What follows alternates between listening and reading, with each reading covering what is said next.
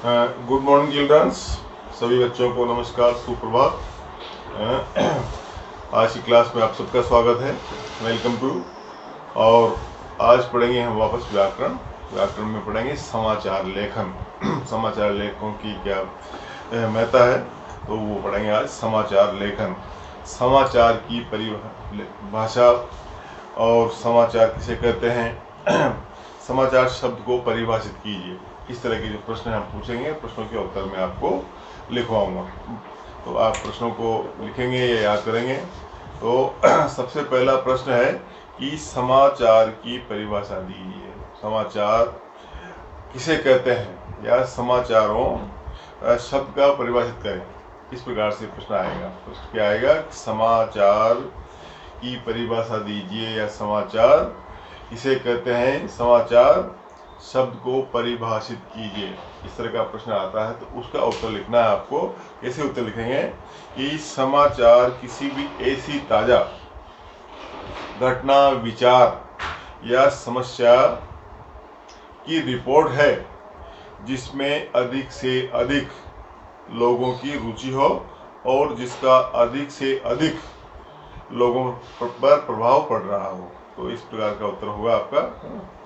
दोबारा सुने इस प्रश्न को कि समाचार किसी भी ऐसी ताजा घटना, विचार या समस्या को कहते हैं या रिपोर्ट है जिसमें अधिक से अधिक लोगों की रुचि हो और उसका अधिक से अधिक लोगों पर प्रभाव पड़ रहा हो। ये इसका उत्तर होगा। नेक्स्ट प्रश्न है, समाचारों के तत्वों पर प्रकाश डालिए। समाचार के कौन कौन से तत्व ऐसे तो उन पर आपको प्रकाश डालना है। कैसे प्रकाश डालना है लिखें। प्रश्न होगा, समाचारों के तत्वों पर प्रकाश डालिए। समाचारों के निर्माण में निम्नलिखित तत्वों की भूमिका है। कौन कौन से तत्व है? एक तो है नवीनता, नयापन होना चाहिए। दूसरा निकटता है, और प्रभाव क्षेत्र, जनरुचि, टकराव या संघर्ष, महत्वपूर्ण लोग, उपयोगी जानकारियां और अनोखापन है, पाठक वर्ग और नीतिगत ढांचा। ये सारे तत्व इसके अंतर्गत आते हैं। सुन लिया आप ध्यान से, एक बार फिर सुन ले।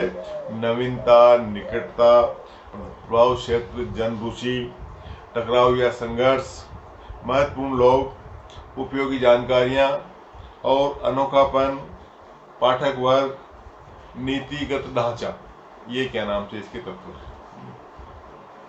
अब इसमें अलग अलग हम देखेंगे, अलग अलग भी आपसे प्रश्न पूछा जा सकता है कि जैसे नवीनता, समाचार के अंदर नवीनता क्या है। तो प्रश्न आया कि समाचार के लिए नवीनता का क्या महत्व है। क्या प्रश्न है कि समाचार के लिए नवीनता का क्या महत्व है। तो आप लिखेंगे, समाचार के लिए नया या न्यू होना बहुत आवश्यक है। प्राय हर समाचार पत्र के लिए पिछले 24 घंटों में घटी घटना ही समाचार बनती है। 24 घंटे से अधिक बासी होते ही वह समाचार पुराना हो जाता है। इस प्रकार हम 24 घंटों की अवधि को समाचार की हेडलाइन या डेडलाइन कह सकते हैं। इसके अतिरिक्त यदि किसी पुरानी घटना के बारे में या कोई जानकारी सामने आती है तो वह भी समाचार कहलाती है। कुछ घटनाओं के परिणाम आने में अनेक वर्ष लगते हैं। जैसे हमारे जीवन शैली में होने वाला परिवर्तन लंबे समय के बाद होता है। ऐसी जानकारियां भी समाचार बनती है। ठीक है। अगला है, समाचार के लिए निकटता का क्या महत्व है। निकटता होती है ना। तो समाचार के लिए आवश्यक है कि वह अपने पाठकों के जीवन से निकट से संबद्ध हो। कोई समाचार उसके पाठकों के स्थान, प्रांत, गली, मोहल्ले, संस्थान, परिवार, जाति, धर्म या व्यवसाय के जितने करीब होगा उतना ही उसका महत्व बढ़ जाएगा। दिल्ली के लोगों की जितनी रुचि दिल्ली में होगी उतनी अन्य किसी नगर में नहीं हो सकती। अमेरिका में होने वाली कोई घटना यदि किसी दिल्ली वासी से संबंधित होगी तो दिल्ली वासी के लिए तुरंत समाचार बन जाएगी। आया समझ में आपकी निकटता का मतलब। इसको दोबारा समझे कि समाचार के लिए आवश्यक है कि वह अपने पाठकों के जीवन की निकटता से संबद्ध हो। है। कोई समाचार उसके पाठकों के स्थान, प्रांत, गली मोहल्ले, संस्थान, परिवार, जाति, धर्म या व्यवसाय के जितने करीब होगा उतना ही उसका महत्व बढ़ जाएगा। दिल्ली के लोगों की जितनी रुचि दिल्ली में होगी उतनी अन्य किसी नगर में नहीं हो सकती। अमेरिका में होने वाली कोई भी घटना यदि किसी दिल्ली वासी से संबंधित होगी तो वो दिल्ली वासियों के लिए तुरंत समाचार बन जाएगी। तो यह है निकटता का अर्थ। अगला है समाचार के लिए प्रभाव क्षेत्र की क्या भूमिका होती है। प्रभाव क्षेत्र, तो इसका प्रश्न है कि समाचार के लिए प्रभाव क्षेत्र की क्या भूमिका होती है। समाचार बनने के लिए आवश्यक है कि वह समाज के बड़े वर्ग को प्रभावित करे। केवल 150 लोगों को प्रभावित करने वाले समाचार में किसी की कोई रुचि नहीं होती। न समाचार पत्र ऐसे समाचारों को छापते हैं। पूरे समाज को प्रभावित करने वाले समाचारों को सदा मुख्य पृष्ठ पर स्थान मिलता है, अर्थात जिसको ज़्यादा से ज़्यादा लोग पढ़ें और ज़्यादा से ज़्यादा समुदाय की बात हो उसके अंदर, वह प्रभाव क्षेत्र कहलाता है। ठीक है। समाचार के लिए जन रुचि का क्या महत्व है। समाचार के लिए जन रुचि का क्या महत्व है। समाचार पत्र जन रुचि के पारखी होते हैं। उत्तर लिखेंगे इसका कि समाचार पत्र जन रुचि के पारखी होते हैं। इसी कारण समाचार पत्रों में खेल, फिल्म, राजनीति, हिंसा आदि के अलग पृष्ठ होते हैं। प्राय समाचार पत्र पाठकों की रुचि के अनुसार ही समाचारों को स्थान प्रदान करते हैं। हर समाचार पत्र का अपना एक विशेष पाठक वर्ग होता है जिसके अनुसार वे समाचारों का चयन करते हैं। आगे बात सुनिए आपके। नेक्स्ट प्रश्न है समाचार पर लेखन में टकराव या संघर्ष की क्या भूमिका होती है। समाचार लेखन में टकराव या संघर्ष की क्या भूमिका होती है। इसका उत्तर इस प्रकार लिखेंगे। उत्तर लिखेंगे कि लोगों की रुचि युद्ध, संघर्ष, चुनावी हार जीत, खेल के परिणाम आदि में होती है। इसलिए युद्ध, चुनाव परिणाम, परीक्षा परिणाम आदि का लोग बड़े ध्यान से पढ़ते हैं। ये इसका उत्तर होगा। नेक्स्ट है समाचार लेखन में महत्वपूर्ण लोगों की क्या भूमिका होती है। समाचार लेखन में महत्वपूर्ण लोगों की क्या भूमिका होती है। इसका उत्तर लिखेंगे लोग अपने समय के महत्वपूर्ण और जाने माने लोगों के बारे में जानने के इच्छुक होते हैं। नेता, अभिनेता या प्रसिद्ध खिलाड़ी को जुकाम भी हो जाए तो लोग उसे समाचार की तरह पूरा पढ़ना सुनना चाहते हैं। ऐश्वर्या अभिषेक की शादी कई दिनों तक भारत भर के लिए ज्वलंत समाचार बनी रही थी। तो इस प्रकार से आप लिख सकते हैं। नेक्स्ट क्वेश्चन है समाचारों के लिए उपयोगी जानकारी किस प्रकार उपयोगी होती है। समाचारों के लिए उपयोगी जानकारी किस प्रकार उपयोगी होती है। तो लोगों की रुचि बिजली के आने जाने, मौसमता स्कूलों के खुलने बंद होने के कारण के बारे में भी होती है। अतः ऐसी उपयोगी जानकारियों से नए नए समाचारों का सृजन होता है। ये इसका उत्तर हो गया। अगला प्रश्न है समाचारों के लिए अनोखापन कितना महत्व रखता है। अनोखापन है। तो अनोखापन विविध नए और अद्भुत समाचारों को जन्म देता है। जैसे किसी विचित्र बच्चे का पैदा होना, कहीं गणेश की मूर्ति द्वारा दूध पीना, कहीं भूत प्रेत का छाया होना आदि ऐसे अनोखे समाचारों में गहरी रुचि लेते हैं। जो भी कोई नई चीज़ घटती है और नई चीज़ छपती है तो लोग उसको काफ़ी इंटरेस्ट से उसको पढ़ते हैं। ठीक है बेटा। पाठक वर्ग समाचार पत्र को किस प्रकार प्रभावित करता है। अगला प्रश्न होगा कि पाठक जो वर्ग है, पढ़ने वाले हैं, वो किस प्रकार समाचार पत्र को प्रभावित करते हैं, है ना। तो हर समाचार पत्र का अपना एक विशिष्ट पाठक वर्ग होता है। उस समाचार पत्र में उसी पाठक वर्ग की रुचि के समाचार छापे जाते हैं। समाचार पत्र पढ़ने वालों में मध्यम वर्ग के लोग अधिक होते हैं, इसलिए अधिकांश समाचार उन्हीं से संबंधित होते हैं। अर्थात हर समाचार पत्र का एक पाठक वर्ग होता है और समाचार भी उस पाठक वर्ग के अनुसार ही अपनी खबरें चाहता है। ठीक है। संपादक मंडल की नीतियां समाचारों को किस प्रकार प्रभावित करती है? संपादक मंडल जो होता है हर अखबार के अंदर होता है, तो उसकी जो नीतियां समाचारों को किस प्रकार प्रभावित करती है। तो आजकल समाचार पत्र किसी न किसी समाचार संगठन द्वारा चलाए जाते हैं। वे अपने संपादकीय नीति के बल पर ही समाचारों का चयन करते हैं। जो समाचार उनकी नीतियों के अनुकूल होते हैं उन्हें प्रमुखता से छापते हैं, शेष समाचारों को नजरअंदाज किया जाता है। ठीक है भाई। और अगला क्वेश्चन, समाचार लेखन में किन किन की भूमिका मुख्य होती है? समाचार जो लेखन जो होता है, अखबार आता है और अखबार में जो हम समाचार पढ़ते हैं और तैयार होता है, तो कौन कौन लोग उसको छापते हैं, कौन कौन की क्या क्या भूमिका होती है, उस पर प्रश्न है। प्रश्न क्या है कि समाचार लेखन में किन किन की भूमिका मुख्य रूप से होती है? समाचार लेखन के समाचार पत्र करने वाले संवाददाता तथा उन्हें छापने योग्य बनाने वाले संपादक मंडल की मुख्य भूमिका होती है। अर्थात संवाददाता समाचार लाता है और एक होता है संपादक मंडल जो के नाम से उन समाचारों को देख रेख करके और कुछ छापता है। तो ये इस प्रकार से आप लिख सकते हैं। फिर सुनो, समाचार लेखन में समाचार एकत्रित करने वाले संवाददाताओं तथा उन्हें छापने योग्य बनाने वाले संपादक मंडल की भूमिका मुख्य रूप से मानी जाती है। ये हो गया। समाचार माध्यमों में काम करने वाले पत्रकार कितने प्रकार के होते हैं? या पत्रकार के कोई 2 प्रकार बताएं, इसे प्रश्न पूछा जा सकता है।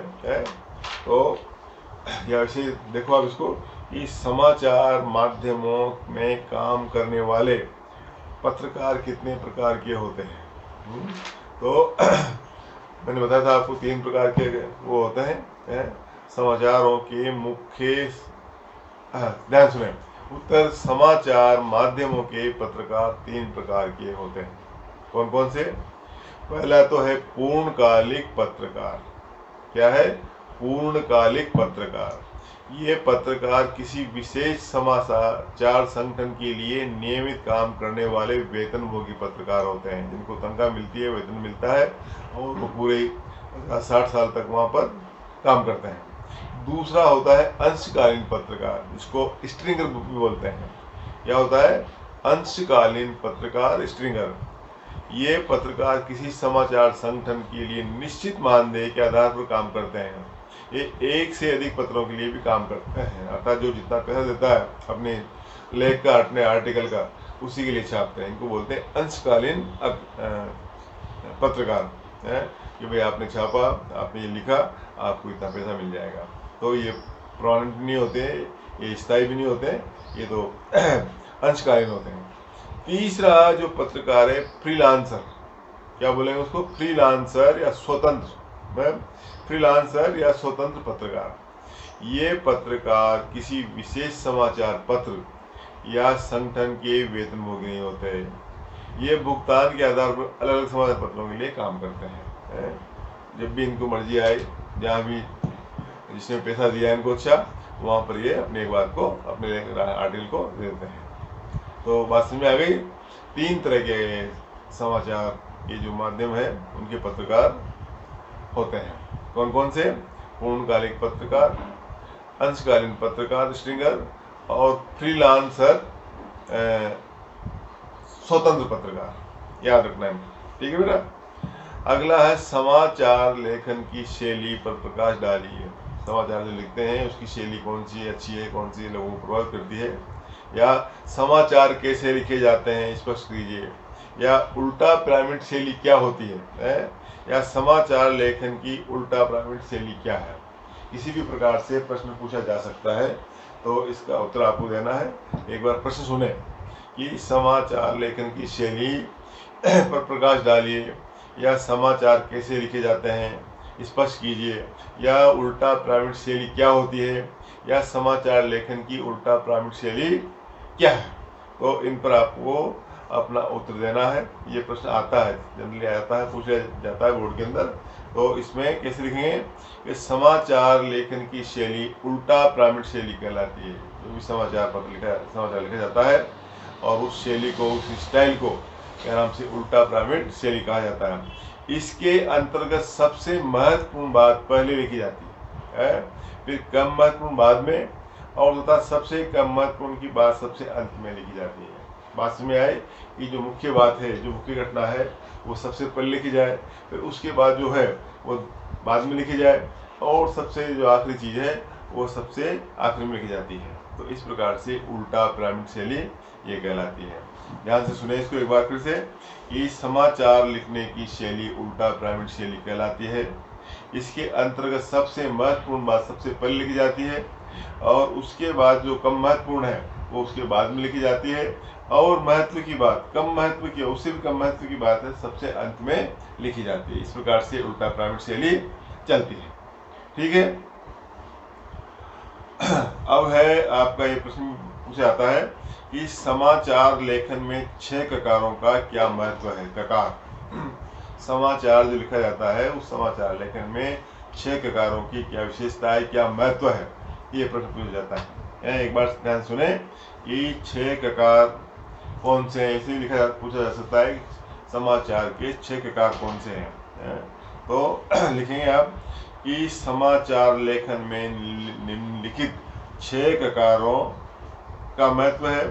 क्या, कब, कहाँ, कौन, कैसे और क्यों। इस पर समाचार बनता है। इसके आधार पर ही समाचार बनता है कि क्या बात है, कब घटना घटी, कहाँ पर घटी, कौन कौन उसके मुख्य हुआ है, कैसे इसका वो घटना हुई और क्यों हुई। तो ये 6 ककार है, याद रखना। क्या, कब, कहाँ, कौन, कैसे और क्यों। क्या, कब, कहाँ, कौन, कैसे और क्यों, ये 6 ककार है।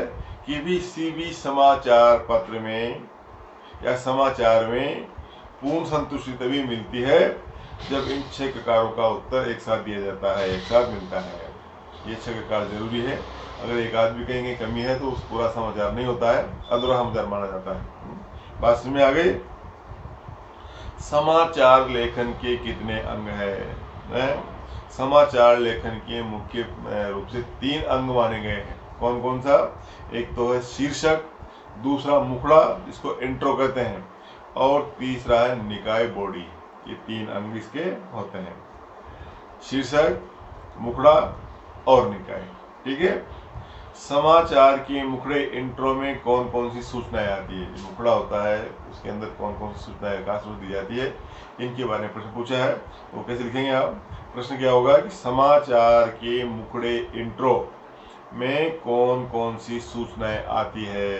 तो लिखेंगे किसी भी समाचार के पहले अनुच्छेद या आरंभिक 2-3 पंक्तियों का उसका मुखड़ा या इंट्रो कहते हैं। इसके अंतर्गत सामान्यतः क्या, कब, कहाँ और कौन की सूचनाएं होती है। इसका संबंध तथ्यात्मक जानकारी या सूचना से होता है, विश्लेषण या विवरण से नहीं है। ये बात है। क्या, कब, कहाँ और कौन, ये महत्वपूर्ण रूप से इसके अंदर आती है। समाचार में कैसे और क्यों का स्थान कहाँ होता है और क्यों, इसे प्रश्न पूछा जाता है कि समाचार में कैसे और क्यों का स्थान कहाँ होता है और क्यों होता है। तो इसको ध्यान से सुनेंगे आप और समझेंगे इसको कि समाचार लेखन में कैसे का स्थान क्या, कब, कहाँ और कौन के पश्चात होता है। जो कैसे लिखते हैं उसका जो स्थान है क्या, कब, कहाँ और कौन के पश्चात माना जाता है। समाचार के मुखड़े के बाद जहाँ समाचार का विस्तृत वर्णन विवरण आता है वहाँ कैसे का स्थान दिया जाता है। क्यों अर्थात घटना घटने के कारणों का विश्लेषण कैसे के बाद भी में आता है।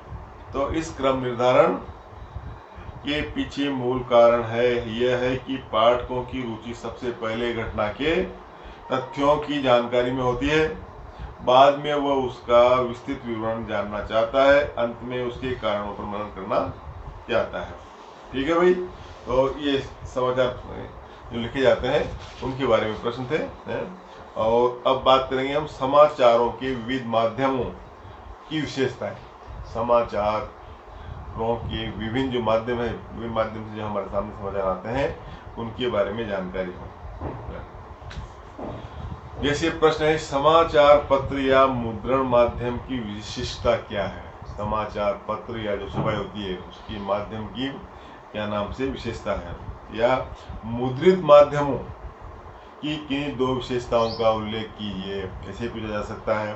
या जनसंचार के मुद्रित माध्यमों की सबसे बड़ी विशेषता क्या है, ऐसे पूछा जा सकता है। या प्रिंट माध्यम की किन्हीं दो विशेषताओं का उल्लेख कीजिए, इस प्रकार भी प्रश्न पूछा जा सकता है। इन सब पर प्रश्नों के सवालों के जवाब एक ही बनता है।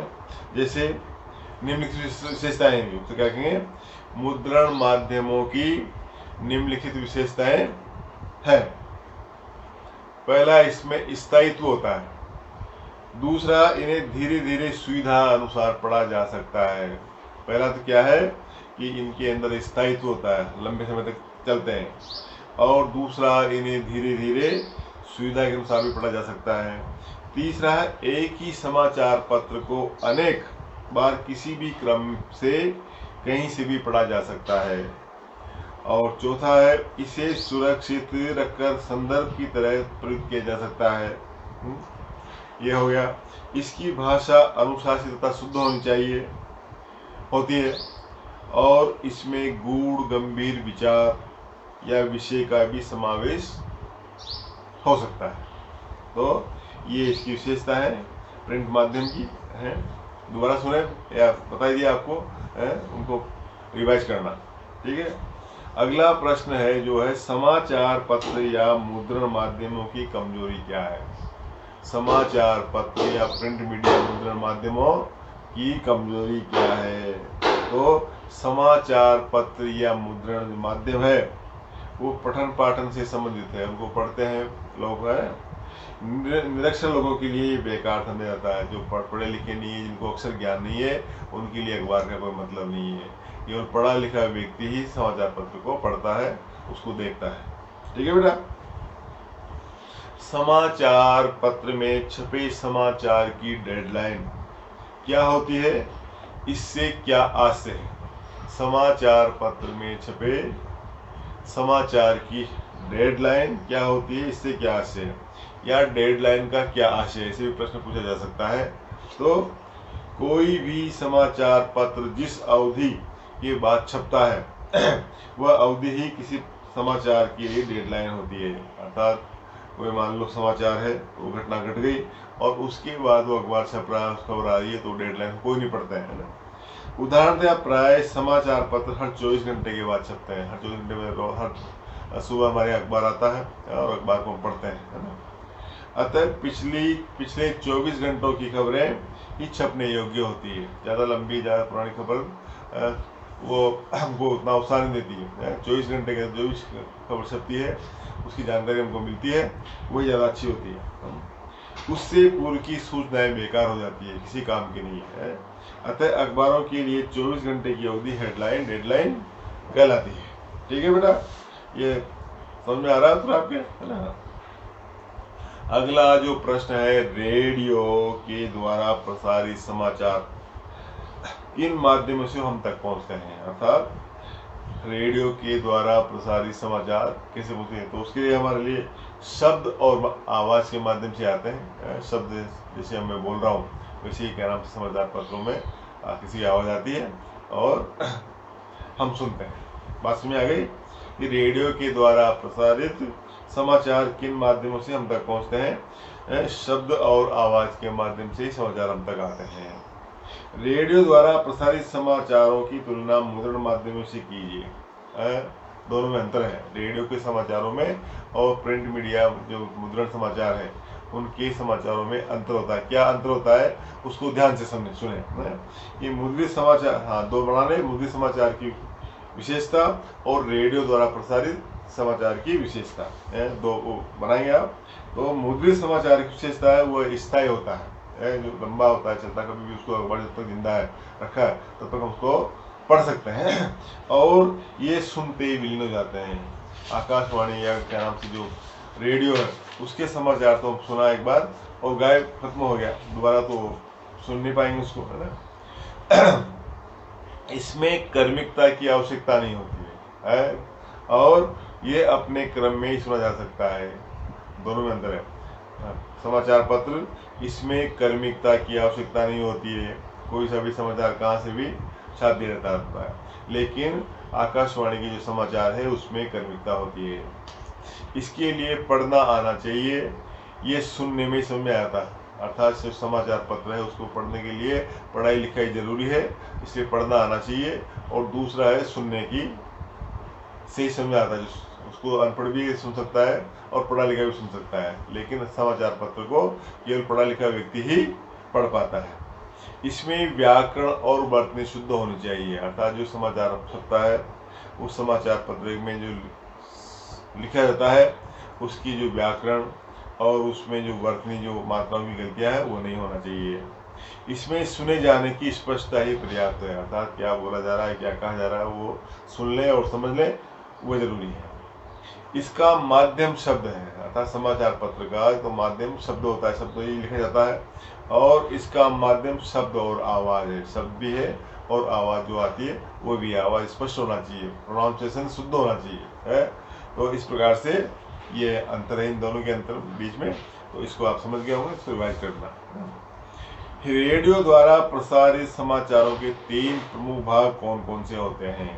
अर्थात रेडियो द्वारा जो समाचार हम सुनते हैं उनके 3 प्रमुख भाग वही है कि इंट्रो हो गया, मुखड़ा हो गया पहले तो, और दूसरा बॉडी हो गया और तीसरा समापन हो गया। इंट्रो पहला, दूसरा बॉडी और तीसरा समापन। इस प्रकार से ये 3 भाग हो गए ना।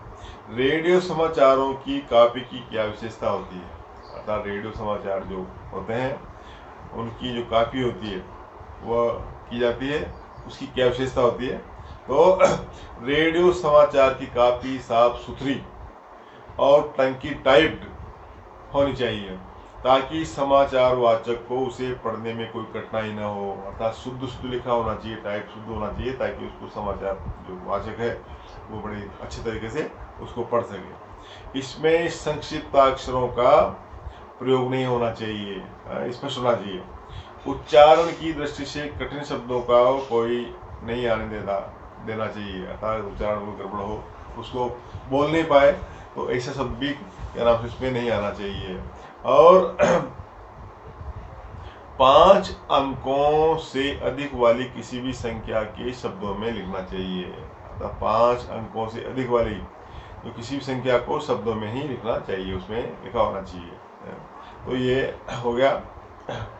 दोबारा सुन लें इसको कि रेडियो समाचार की कॉपी की क्या विशेषता होती है। तो रेडियो समाचार काफी साफ सुथरी और टाइप्ड टंकित होनी चाहिए ताकि समाचार वाचक, जो पढ़ने वाला वाचक है, वो उसे पढ़ने में कठिनाई न हो, अर्थात आराम से उसको पढ़ सके। इसमें संक्षिप्त अक्षरों का प्रयोग नहीं होना चाहिए, छोटे छोटे अक्षरों का प्रयोग नहीं करना चाहिए।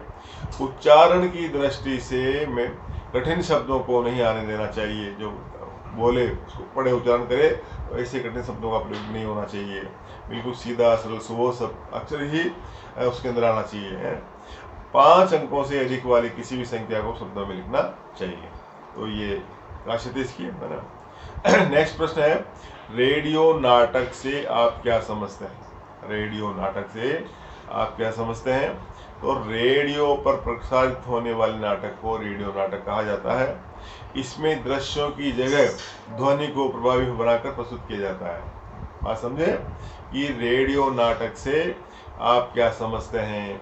रेडियो पर प्रसारित होने वाले नाटक को रेडियो नाटक कहा जाता है। इसमें दृश्यों की जगह ध्वनि को प्रभावी बनाकर प्रस्तुत किया जाता है। ये इसका उत्तर होगा।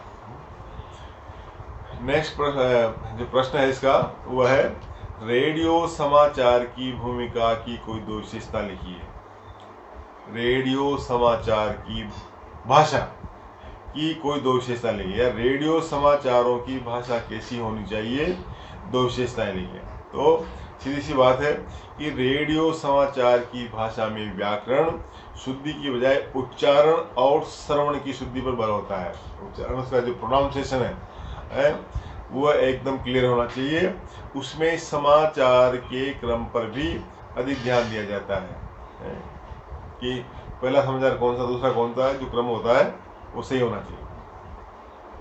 टेलीविजन पर प्रसारित समाचारों की विशेषता बताइए। टेलीविजन पर प्रसारित समाचारों की विशेषता बताइए, क्या विशेषता होती है।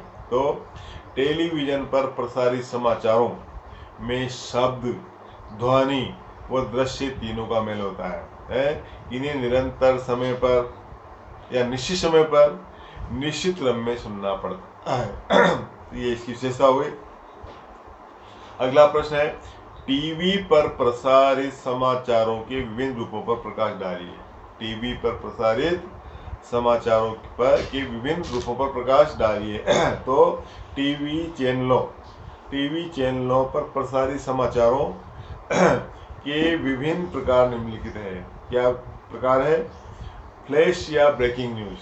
पहला तो हो गया फ्लैश या ब्रेकिंग न्यूज, दूसरा ड्राई एंकर, तीसरा है फोन इन, चौथा एंकर विजुअल, अगला एंकर बाइट और लाइव और एंकर पैकेज। इस प्रकार से इसके रूप हो गए। टीवी पर प्रसारित समाचारों के विभिन्न प्रकार या विभिन्न रूपों पर प्रकाश डालिए। तो इसके प्रकार जो है वह निम्नलिखित है। पहला तो फ्लैश या breaking news, dry anchor, phone in, anchor visual, anchor bite, live, anchor package.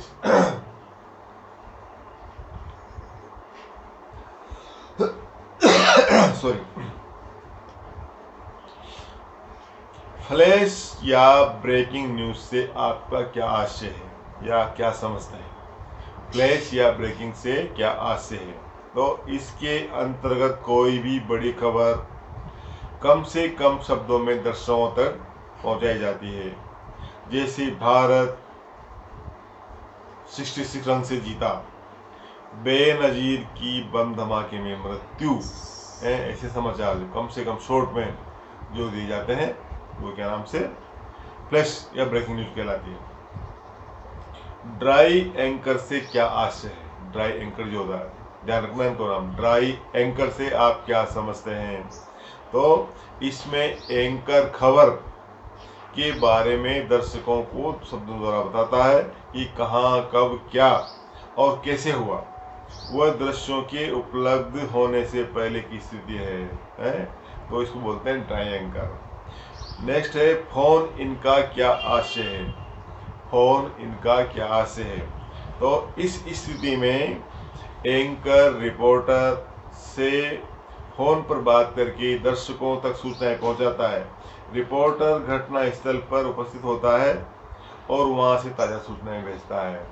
बात समझ आ गई है कि फोन इनका क्या आशय है। जैसे एंकर है और जो फोन वहाँ जो बैठा दूसरा कोई, वो उसको फोन करेगा और फोन पर सारी घटनाएं बताएगा। तो दोबारा सुन लें इसको कि फोन इनका क्या आशय है। इस स्थिति में एंकर रिपोर्टर से फोन पर बात करके दर्शकों तक सूचनाएं पहुंचाता है। रिपोर्टर घटनास्थल पर उपस्थित होता है और वहां से ताजा सूचनाएं भेजता रहता है। तो ये फोन इन का मतलब हो गया। अगला है एंकर यूजुअल। एंकर विजुअल किसे कहते हैं? एंकर विजुअल है स्पष्ट करें तो किसी घटना के दृश्य उपलब्ध होने पर जब समाचार लिखा जाता है और उसे एंकर पढ़ता है तो उसे एंकर विजुअल कहते हैं। इन समाचार का आरंभ सूचना में होता है, बाद में समाचारों के साथ साथ दृश्य भी दिखाए जाते हैं। ये हो गया। और अगला जो है वह है एंकर बाइट से क्या आशय है। ऐसा प्रश्न पूछा जाता है कि एंकर जो बाइट होता है वो क्या होता है, किसको कहते हैं, क्या आशय है, या टेलीविजन समाचारों में एंकर बाइट क्यों होता है? या इसको ऐसे पूछा जा सकता है कि एंकर बाइट की उपयोगिता पर प्रकाश डालिए। तो बाइट का अर्थ है कथन, कहना। जब एंकर सूचना के साथ साथ किसी प्रत्यक्षदर्शी या संबंधित व्यक्ति का कथन या बातचीत दिखलाता है तो उसे एंकर बाइट कहते हैं। इससे समाचारों की प्रामाणिकता बढ़ती है। आगे बात समझें, दोबारा सुन लें इसको कि बाइट का अर्थ है कथन। जब एंकर सूचना के साथ साथ किसी प्रत्यक्षदर्शी या संबंधित व्यक्ति का कथन या बातचीत दिखलाता है तो उसे एंकर बाइट कहते हैं। इससे समाचारों की प्रामाणिकता बढ़ती है। ठीक है। लाइव से क्या आशय है? लाइव टीवी में देखते हैं ना, लाइव आ रहा है। तो इसका प्रश्न पूछा कि लाइव से क्या आशय है, तो इसका उत्तर किस प्रकार लिखेंगे आप? इसका उत्तर लिखेंगे, जब किसी समाचार या घटना का सीधे घटना स्थल से ही प्रसारण होता है, किया जाता है, तो उसे लाइव समाचार कहते हैं। जैसे मैच होना, कोई क्या नाम से क्रिकेट टूर्नामेंट होना, कोई भी घटना होती है उसको जाकर के सीधा क्या नाम से वो जो समाचार का वो है वो सीधा दिखाता है, एंकर को देता है। तो एंकर लाइव से क्या से कि जब किसी समाचार पत्र या समाचार या घटना का सीधे घटनास्थल से प्रसारण किया जाता है उसे लाइव समाचार कहते हैं। एंकर पैकेज से क्या आशय है? लास्ट जो है इसमें दिया था टीवी समाचारों के तत्वों में, तो एक होता है एंकर पैकेज। तो एंकर पैकेज से क्या आशय है? एंकर पैकेज का उत्तर लिखेंगे आप। उत्तर, एंकर पैकेज में टीवी पत्रकारिता के सभी आयाम और गुण मौजूद होते हैं। इसमें एंकर द्वारा प्रस्तुत सूचनाएं संबंधित घटना के दृश्य, बाइट, ग्राफिक आदि द्वारा सभी सूचनाएं व्यवस्थित ढंग से दिखाई जाती है। दोबारा सुन लें इस प्रश्न को, इसके उत्तर को कि एंकर पैकेज से क्या आशय है। तो एंकर पैकेज में टीवी पत्रकारिता के सभी आयाम गुण मौजूद होते हैं। इसमें एंकर द्वारा प्रस्तुत सूचनाएं संबंधित घटना के दृश्य, बाइट, ग्राफिक आदि द्वारा सभी सूचनाएं व्यवस्थित ढंग से दिखाई देती है। तो ये प्रश्न आपके यहाँ तक हो गया है, और फिर कल बात करेंगे हम अगले उसमें इंटरनेट और क्या नाम से विशेष लेखन, संपादन, समाचार पत्र लेखन के कुछ उदाहरण ये आपको देखेंगे।